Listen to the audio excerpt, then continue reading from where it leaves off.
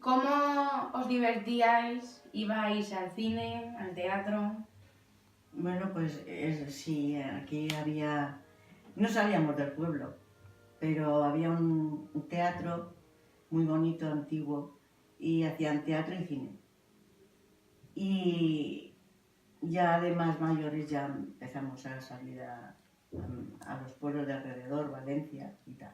Pero sí, aquí había un teatro muy bonito, hoy reformado, pero estaba un teatro y hacían cine en blanco y negro.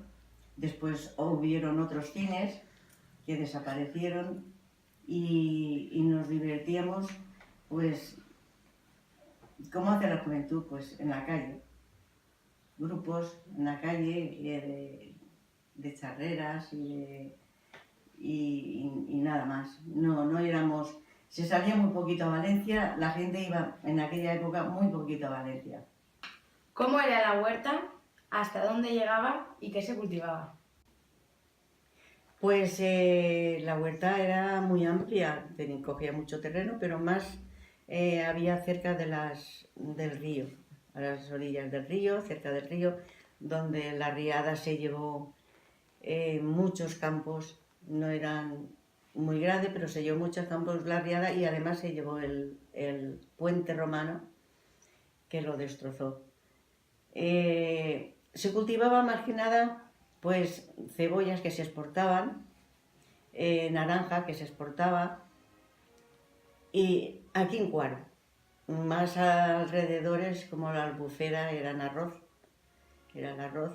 pero aquí en Cuaro era más que nada naranja y patatas, cebollas, cosas así. ¿Habían acequias? ¿Eran grandes o eran pequeñas? ¿O bañabais en ellas? Pues sí, habían acequias. Aquí está la distribución de las grandes acequias de Valencia, como Faitanar, Robella, Mislata, todas las del Tribunal de las Aguas. Aquí se distribuyen. Pero hay una que pasa justamente por debajo de donde está el Palau de Música. Y ahí solían bañarse, mis hermanos solían bañarse. Era grande, muy abundante en agua y sí, se bañaban, sí. En el río también. En el río, bajo del puente, había un gran foso, o sea, gran cantidad de agua y se tiraban desde arriba del puente. ¿Qué le parece la desviación del río?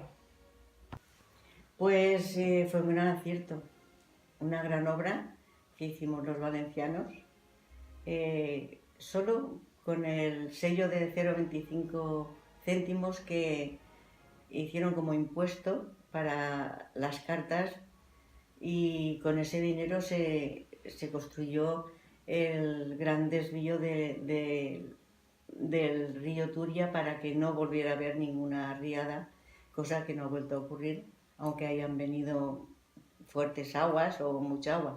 Ya nunca han habido riadas ni muertos ha sido una gran obra. Ya está. ¿Cómo recuerdas el día 14 de octubre de 1957 y dónde estabas ese día? Pues sí, lo recuerdo porque fue una noche de lluvia.